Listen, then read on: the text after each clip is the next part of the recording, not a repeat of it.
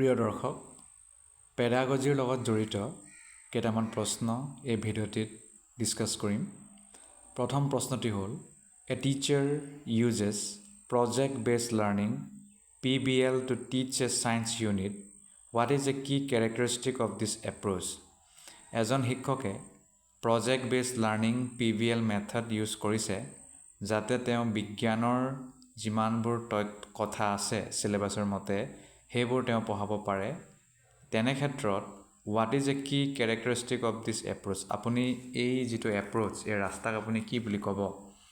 ফ'কাছিং on rote memorization of facts, engaging students in a long-term real-world project that requires critical thinking and problem solving, using only textbooks for teaching, avoiding collaboration among students, শুদ্ধ উত্তৰ, engaging students in a long-term real-world project that requires critical thinking and problem solving.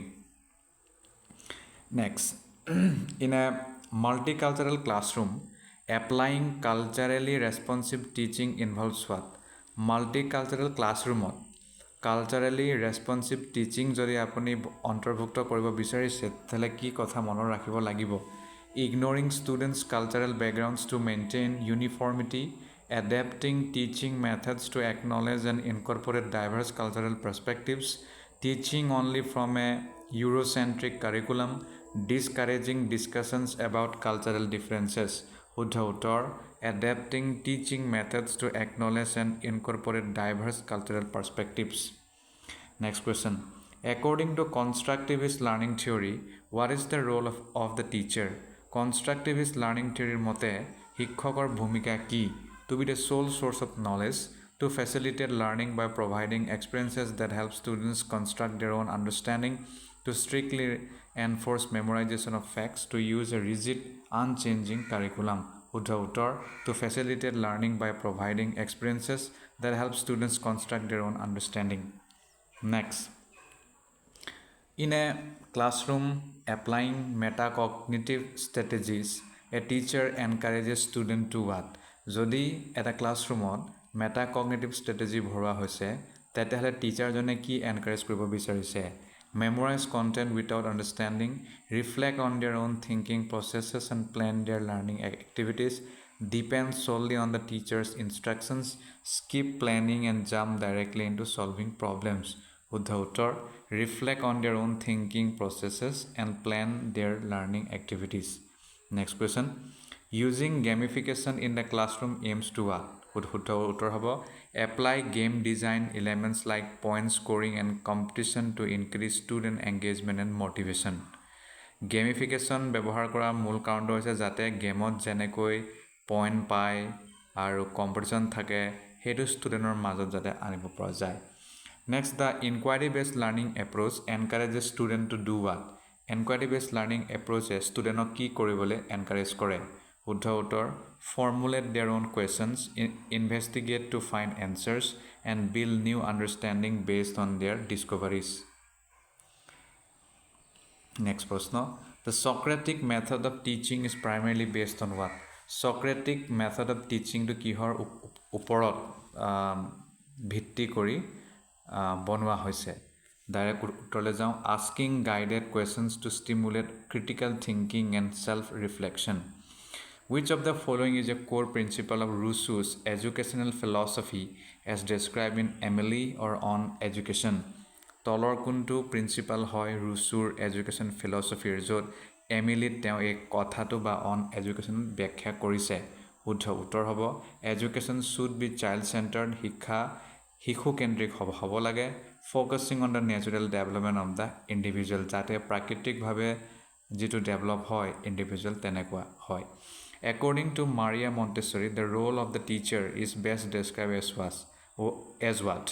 Maria Montessori মতে শিক্ষকৰ ভূমিকা তলৰ কোনটো আমি ক'ব পাৰোঁ, বৰ্ণনা দিব পাৰোঁ? এ ফেচিলিটেটৰ, এজন ফেচিলিটেটৰ হ'ব who provides an environment where children can explore and learn independently. এনেকুৱা এটা পৰিৱেশ দিব য'ত চিলড্ৰেনসকলে নিজে অনুসন্ধান কৰি নিজে স্বাধীনচেতিয়াভাৱে শিকিব পাৰে। Next, in Plato's theory of education, what is the ultimate goal of education?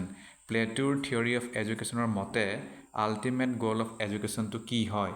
শুদ্ধ উত্তৰ to develop a virtuous and enlightened soul capable of understanding the forms or ideas এনেকুৱাকে এনলাইটেন সোল কৰা এনেকুৱা মানে জ্ঞান দিয়া যাতে তেওঁলোকে নতুন আইডিয়া নতুন ফৰ্মক বুজি পাবলৈ সক্ষম হয় Next, which of the following best describes the holistic education approach? তলৰ কোনটো holistic education approachৰ খুব ধুনীয়া ব্যাখ্যা C. Addressing the cognitive, emotional, social, physical and spiritual needs of the student. Next, the concept of lifelong learning is based on the idea that lifelong learning বুলি যিটো concept আছে সেইটো কোনটো আইডিয়াত বেছ কৰা শুদ্ধ উত্তৰ Learning is an ongoing process that continues throughout a person's life, adapting to personal professional needs. শিক্ষাটো বা মানে লাৰ্ণিংটো কেতিয়াও শেষ নহয় এইটো মানুহৰ গোটেই জীৱন চলে যদি তেওঁৰ কাৰোবাৰ যদি প্ৰফেশ্যনেল কিবা নিড হয় তেতিয়া তেওঁ তেনেকুৱাকৈ শিক্ষা লয় Next, which educational theory emphasizes the development of a moral character and ethical reasoning as discussed by Immanuel Kant? তলৰ কোনটো এডুকেশ্যনেল থিয়ৰী গুৰুত্ব দিছে development of a moral character আৰু ইথিকেল ৰিজনিঙত ইমানুৱেল কাণ্টে কোৱা মতে moral education theory focusing on the formation of a good will through ethical instruction next Rudolf Steiner's Waldorf education is based on the principle that Rudolf Steiner Waldorf education to কিহৰ নীতিত ভিত্তি কৰা শুদ্ধ উত্তৰ হ'ব Arts and creativity are essential to developing a well-rounded individual. Next, the Great Books curriculum, popularized by Mortimer Adler and Robert Hutchins, is based on the belief that the Great Books curriculum, যিটো Mortimer Adler আৰু Robert Hutchins popular কৰিছিল, সেইটো কোনটো বিশ্বাসত আধাৰিত? Engaging with classics works of literature, philosophy and science foster critical thinking and a deeper understanding of the human condition.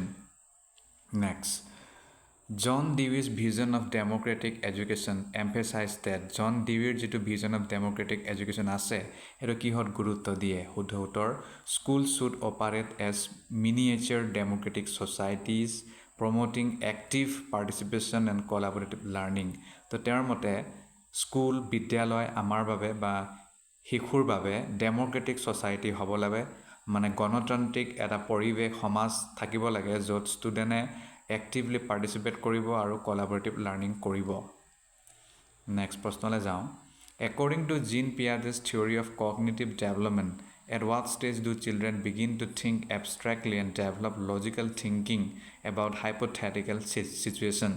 Jean Piaget's theory of cognitive development মতে কোনটো ষ্টেজত চিলড্ৰেনে abstractly thinking কৰিব পাৰে আৰু logical thinking কৰিব পাৰে hypothetical situationৰ ওপৰত শুদ্ধ উত্তৰ formal operational stage ধন্যবাদ